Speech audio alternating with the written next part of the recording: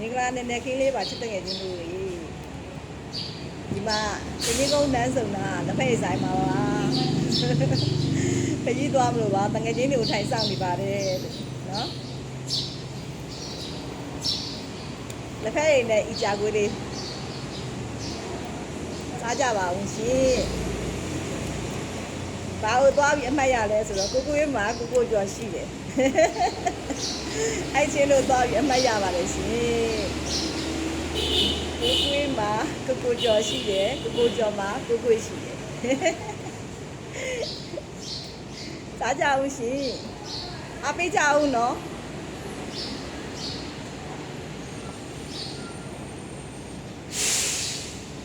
အပေးတူတန်းကိုကျေးဇူးတင်ပါတယ်ရှင်ဒါကြောင့်တောက်ကြပါဦးလားရှင်ကိုကိုရေးမှာကိုကိုကျော်ရှိတယ်ကိုကိုစားလိုက်ပြီ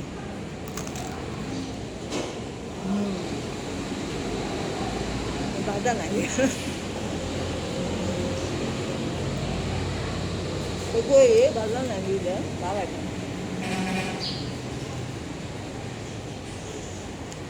တကြီးကုန်းလမ်းဆောင်တီးလက်ဖက်ဆိုင်မှာထိုင်နေပါတယ်ရှင်ငယ်ချင်းတွေကိုထိုင်ဆောင်နေပါတယ်တောင်ကိုသွားမလို့ပါအ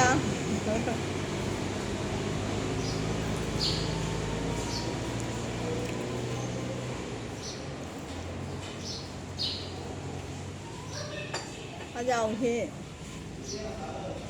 ကိုကိုလေးကိုသွားကြပါဦးကိုကိုလေးကိုသွားကြပါဦး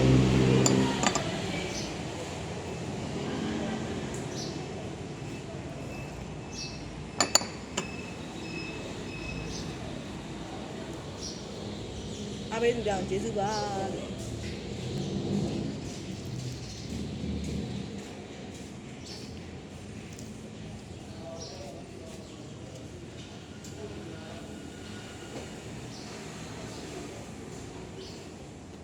ကိုကွေးမှာပူတော်ရှိရဲ့ကိ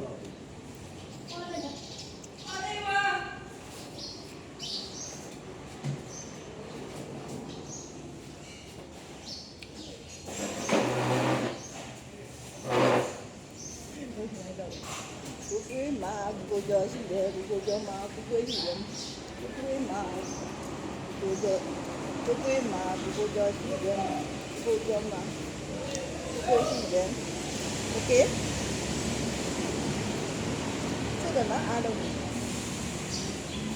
ညလေးတွေပြလိုက်ကြပါအောင်